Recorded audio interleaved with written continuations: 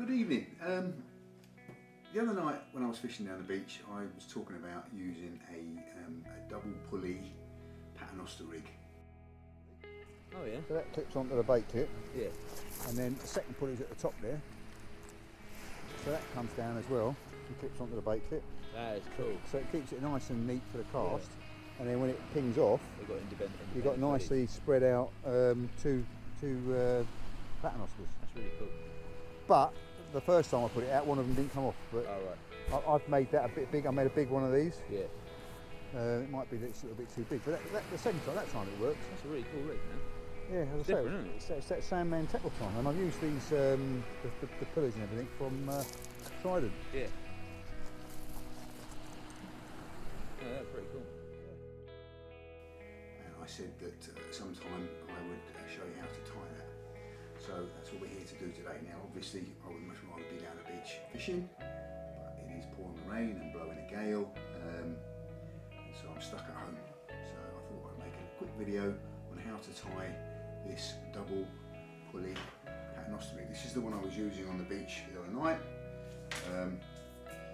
It's a little bit complicated, rather it looks a little bit complicated, but when you actually get down to it you discover that it isn't. And when it's working, it works really well. Like most of the things that I'm trying and learning, I'm getting it off YouTube, and again, big credits to Sandman's Tackle Time to this. I've put my own little twist on this.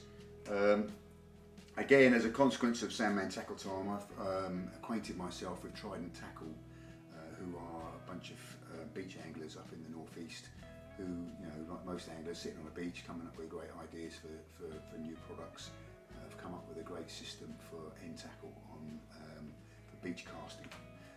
And the mainstays of their system is a rotor bait clip, a line clip, and a pulley.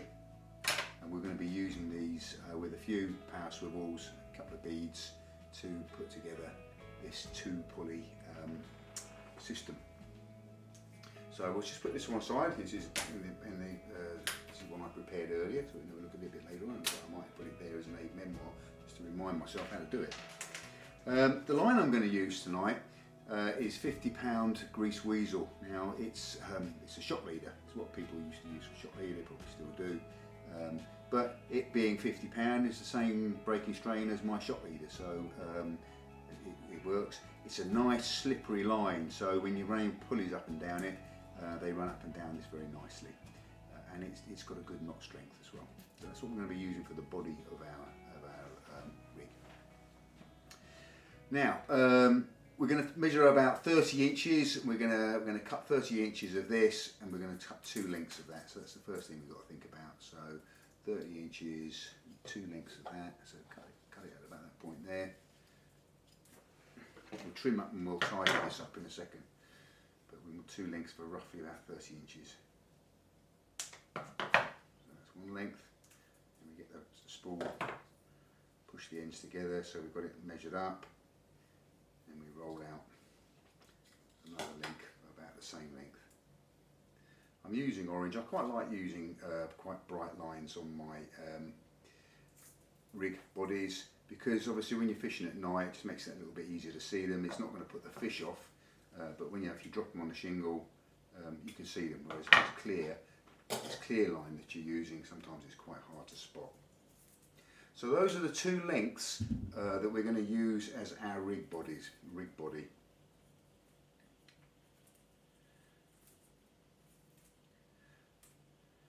So the first thing we're going to put on there is one of these tackle clips. Now they're an amazing bit of kit, very cleverly rigged up, so that they're a fast application, fast release, and they also have a little groove cut into the top of them, so that when you put your line through and knot it, it's actually being protected by the clip itself, so it's not sliding around, which is quite handy.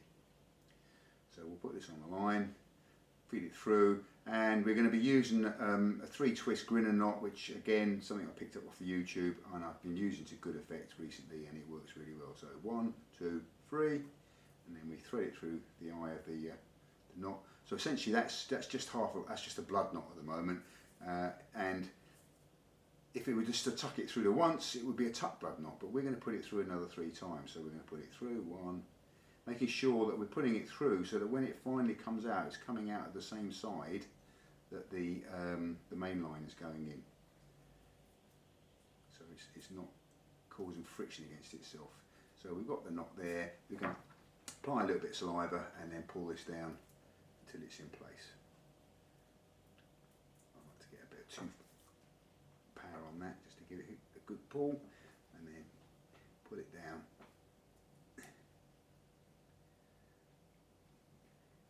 And once you've pulled that in and it's cinched in, it's not going to slip. So it's a nice little neat knot that. We'll get rid of the tag ends. We'll do the tag ends as we go, that way we don't forget a tag end. So that's the first part of the rig. The next bit of the rig is the pulley, but I always like to put a bead between any moving part of a rig and any knot, just so we protect it. So we've got these nice little soft squishy beads. They're white, again helps you see them in the dark, but actually the colour doesn't matter.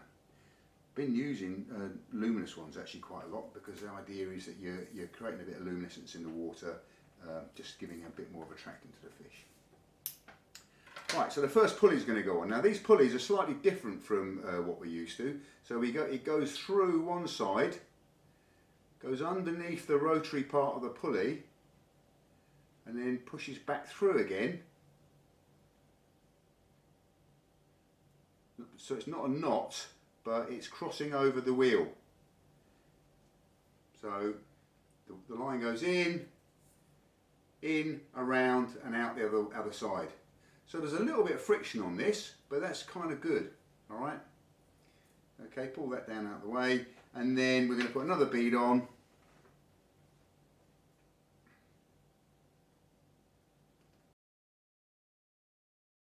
I'm going to put a swivel on the end of this.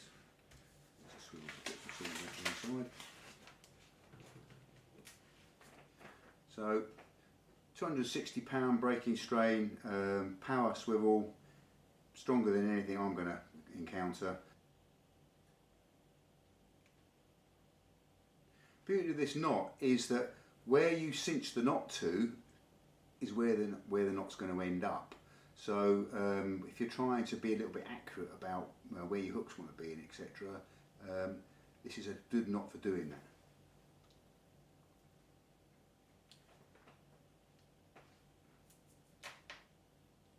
And get rid of that tag end.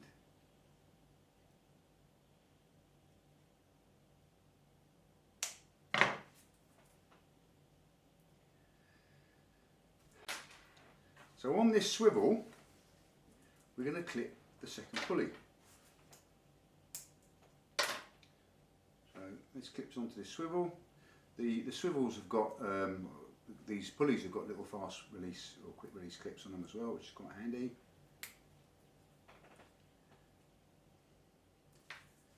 So we've got a pulley that's running up and down this first part of the main line, and then we've got a second pulley on the end of that line.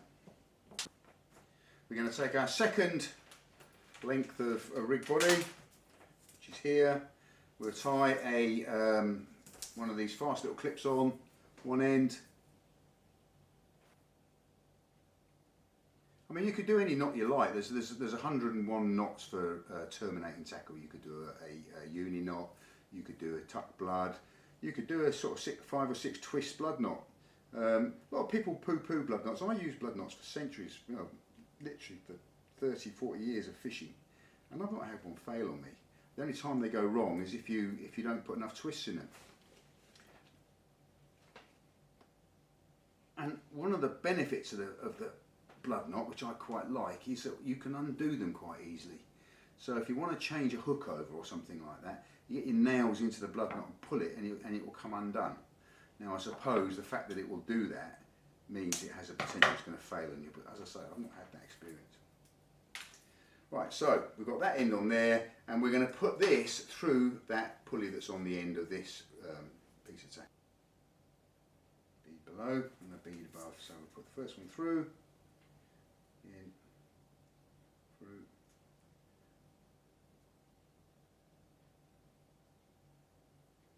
just a little bit of insurance. If it comes whacking down on the knot, or the knot jams into one of the pulleys or something like it, but having a bead on there will stop that happening. Just taking out the last potential now. I've got another bead here, because beads have a habit of escaping, and I think this one's escaped. Right, I think you're going to have to just take it as read that there's a bead there, because the bead has escaped. And then on this end, we're going to tie another one of those bait clips.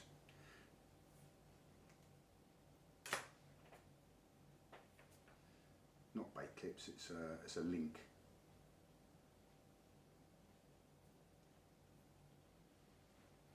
One, two, three.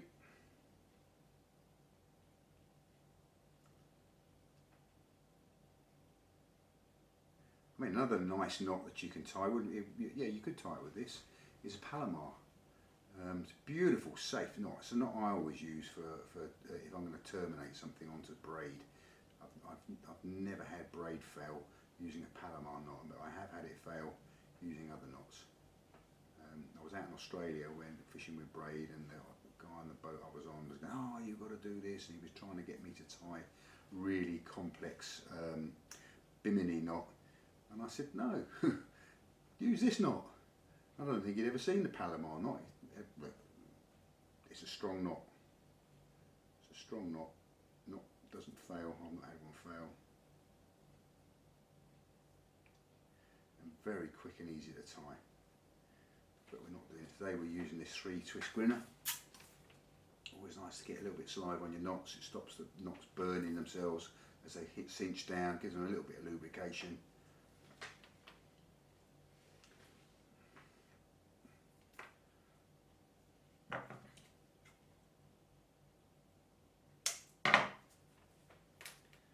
So that's essentially it. Double pulley unit. But what we're going to do is we're going to put the hook attachment on now. Now, when I first did this, when I did this the other day, I discovered that the bait clips that Trident do aren't big enough to put 2 hooks into. And so I made, and in fact the normal quick links that you can get are quite small. So I made myself quite a big beefy quick link out of some stainless steel wire. Which worked, but I did have one hook up where it didn't release. And then whilst, you know, it's like when you're fishing, you suddenly start thinking about things. I suddenly thought, well, why don't we put 2 of these on? There's no reason why we don't. We rig them up in series. So there's the lid on there. Push it up.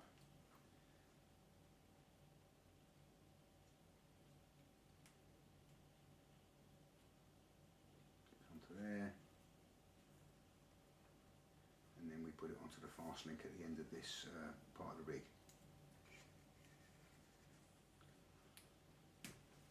So there we've got the lead hanging, and it's got 2 bait clips on it.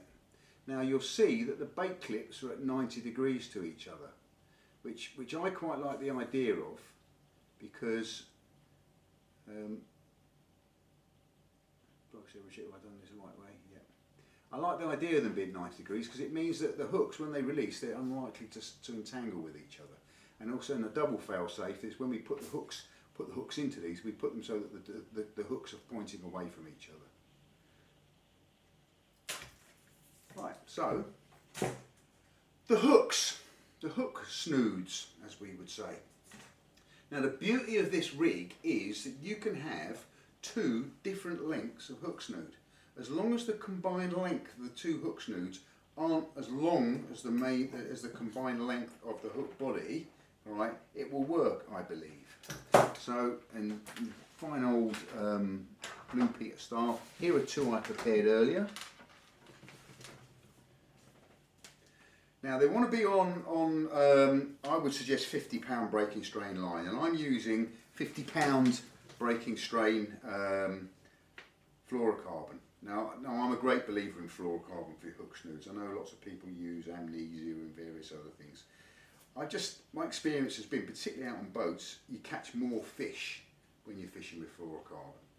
Maybe it's because I always use fluorocarbon and I always catch fish on it. but I do like fluorocarbon. There are some better brands than others. Some brands are very brittle when you tie them and the knots fail. So you need to hunt around and find a brand that works for you. And like with most things, you get what you pay for. And this is Trilene Big Game. Okay, never had this fail on me, never had a knot part on me or whatever. And the point about fluorocarbon, it has a very similar spectral value as water. So once it's in water, it's almost invisible. That's what they say. Like most of these things, they catch more fishermen than they do fish. But you know, once you have some faith in something, you tend to stick with it. So, what are we going to do? How are we going to rig this up? My main line, I always have on the end of my main line one of these low profile, very strong bait clips, fast clips, Gemini clips. Now the reason I go for these low profile ones is that they will feed through the eyes on your rod. So it means that, you know, using fixed ball reels, you've got to keep control of the line because it will spool off the reel if you're not very careful. Have that on the end of your line. Feed it through the rings. Don't just wind it through the rings because you'll end up chipping a ring.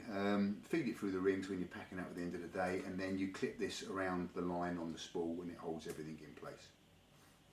But yeah, they're very small, they're very fine, but they're very strong. These are a particularly strong brand. So imagine that's the end of my main line. That's going to clip into place onto this pulley. Now if you wanted to, you could put a swivel on this pulley and then clip it. In fact, let's do that. Let's put a swivel on there. You see these quick release, they're pretty strong. We'll put a swivel onto this, just so that you've got that little bit of safety in taking twists out your lines. And then this is clipped onto the end of my main line. So if you imagine the main line's running away from that.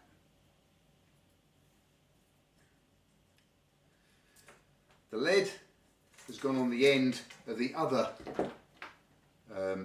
leg of this, and the hook snoods are going to go onto the ends. So now what I like to do is I like to make up a number of these hook snoods. Okay, you can then bait them and have them hanging on your rest on the beach. Okay, so as soon as you wind in, you unclip the hook snood, clip another one on.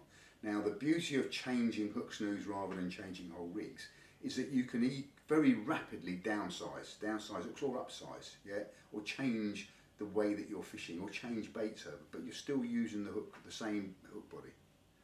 So that snaps onto there. I'm not sure I'm going to be able to do this easily without a rod to hang it off. So that's clipped onto there, and get the mess here, let's get it out of the way. And this one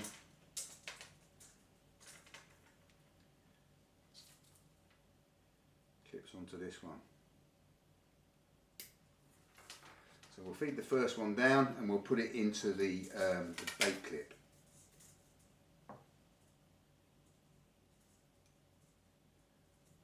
Hold it into the bait clip. The beauty of these bait clips is that it's got a little tiny lever here that clamps the hook into the body of the bait clip. Okay, and of course it's pointing downwards, so as this thing impacts with the water, it releases the hook.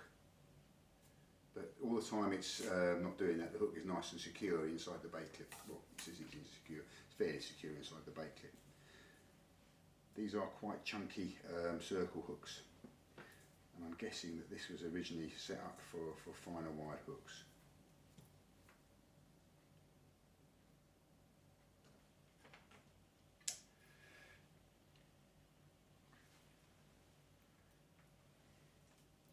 And there we have it, 2 pulleys. Nicely compact trace for casting. Okay, and then when this hits the water strikes on these little flips on here and releases the hooks. So the impact of the lead going in the water will release the hooks, and you're left with 2 nicely suspended paternosters. Okay. Great, so that's it, double pulley paternoster rig. I'm not going to insult your intelligence by showing you how to tie a snood. Obviously, as I say, You do need to be using, I would suggest £50 line for your snoods, because they are taking some of the pressure of the cast. All right. So, you know, you should be using 10 pounds of breaker strain line to every ounce of lead that you're casting. So if you're casting a 5 ounce lead, you should be using £50 line. If you're using 6 ounce lead, you should be using £60 line. And this, the hook snood, is taking that for part of the cast, all right, or for the power stroke on the cast. So it's got to be strong enough to do that, because otherwise what will happen is you'll have it snap on cast. You're not going to get a snap off, you're not going to get a break off, but you've got no hook on the end of your line, so you're wasting your time.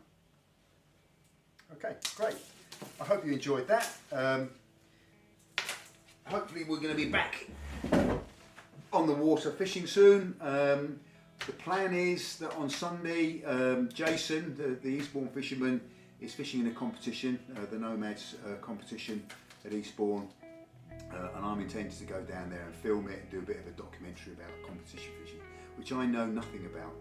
Okay, so it's going to be a learning experience for me, and hopefully in the process of me learning we'll put together quite a good video for other people that don't know much about competition fishing, and hopefully we'll see some fish getting caught. And if things all goes well, Jason's going to get a prize, hopefully.